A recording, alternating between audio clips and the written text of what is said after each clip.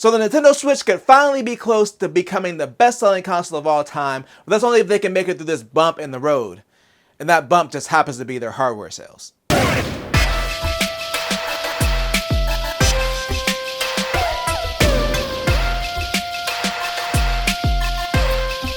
It's Sunday, so let's get sensational. I'm Mike, and I got a new battery for my microphone so it works again. But more importantly, I'm back to talk about the gaming news. And the Nintendo Switch has been in the news recently because of their sales. So the Q2 sales figures for 2024 have started coming out for console hardware, and it's been confirmed that the Nintendo Switch could still be the best-selling console before it's officially discontinued.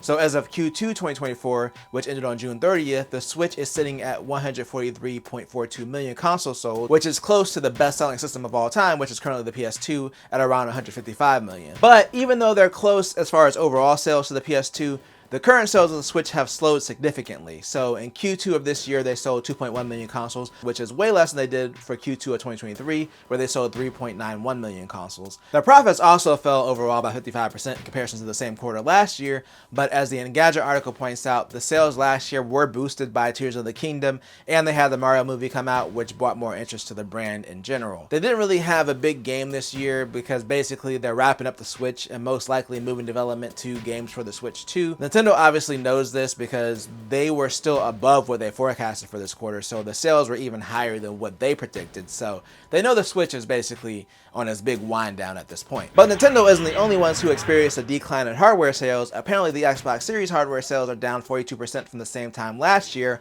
However, their profits for gaming are overall up because of them purchasing Activision. Now, Microsoft no longer reports unit sales for their consoles, but either way, 42% isn't great considering that this is their current console, which is closer to the middle of its life cycle, versus the Switch, what we just talked about, which is closer to the end of its life cycle. And to be fair, historically, over this last year, PlayStation hardware sales have been down as well. They just haven't been down as much as the Xbox. And while we're on the topic of Sony, one of the companies under their umbrella has announced more layoffs. So I guess we're starting to go back into the season of layoffs, and this time it's from Bungie. So Bungie has announced that they're laying off 78% of their workforce, or about 220 people. They're quoted as saying that the layoffs are due to industry shifts, rising development costs, and enduring economic conditions. It's also noted in the Engadget article that Sony Interactive chairman Hiroki Totoki specifically called out Bungie's leadership earlier this year and said that he wanted to see them take more accountability for their schedules and budgets, so this could be in part due to pressure from their parent company, which is Sony. At the time, Totoki was serving as the interim CEO of PlayStation before they put two new CEOs in his place after Jim Ryan retired. So who knows what their current relationship is with the new CEO, or CEOs in this case. But Bungie has said that after the layoffs, they're going to continue to focus on Destiny and Marathon. They're obviously trying to get their revenue up to please Sony's management.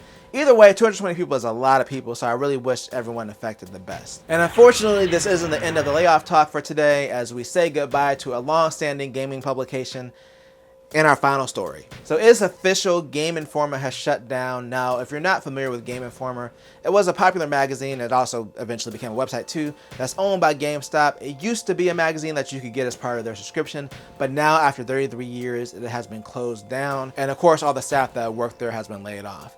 They posted the following message on the site and on their Twitter page. After 33 thrilling years of bringing you the latest news, reviews, and insights from the ever-evolving world of gaming, it is with heavy heart that we announce the closure of Game Informer. From the early days of pixelated adventures to today's immersive virtual realms, we've been honored to share this incredible journey with you, our loyal readers. While our presses may stop, the passion for gaming that we've cultivated together will continue to live on. Thank you for being part of our epic quest, and may your own gaming adventures never end. So yeah, this kind of feels like it came out of nowhere, but at the same time, gaming coverage has changed away from kind of the magazine and website format that it was traditionally. Now, with everyone having access to the internet and being able to look at news and trailers all the time, obviously something like a magazine isn't going to seem as important. But in the early internet days, or the pre-internet days even, it was a fun way to see game previews and news. I remember having a subscription for a year as a teenager, and it was one of my favorite things to read every month. So personally, I will miss Game Informer, even though I stopped reading it a long time ago. It was just cool to know that a major gaming magazine still existed. But let me know in the comments if you have any fond memories of reading Game Informer or your thoughts on Game Informer in general. Again, let me know down below. And if you enjoyed this video, then make sure to tell a friend, tell a coworker, like, share, and subscribe, and hit that bell notification button thing so you know if I drop a video or live stream. And always do at least two things at the same time. Peace.